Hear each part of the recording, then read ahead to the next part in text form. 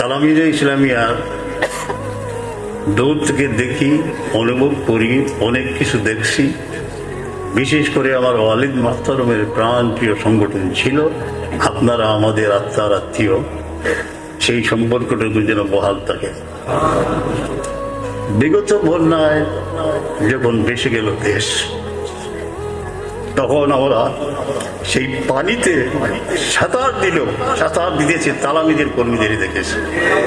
মায়ের কোলের জাদু ভেসে গেছে, সেই সন্তানকে উদ্ধার করে দিয়ে দিল তালামিদের ছেড়ে। আপনাদের এই মন মানসিকতা, এই খেদমত যেন প্রিয় জন্মভূমির বুকে অব্যাহত থাকে। আমার বিশ্বাস যে তালামিজে ইসলামিয়া সিরাতে মুস্তাকিমের উপরে আসেন, তাদের গন্তব্যস্থল পাক মদিনা। আল্লাহ তাদের হেফাজত করবেন এবং সুরক্ষিত প্রহরী যাদের সাহচর্যে আসে, অন্য ধ্যান ধারণার মানুষ হেদায়েত হয়ে যাবে। যেখানেই আমরা যাই এই কর্ম নিয়ে, সেখানে দেখি তালামিজের কিছু কর্মী নিঃস্বার্থ শ্রম সকাল থেকে সন্ধ্যা পর্যন্ত দিতেছে। আজকে তালামিজের হাতগুলি মকবুল আল্লাহর দরবারে, তারা দোয়া করবেন। এই মকবুলে উপস্থিত হতে পেরে আমি আল্লাহর শুকরিয়া আদায় করতেছি।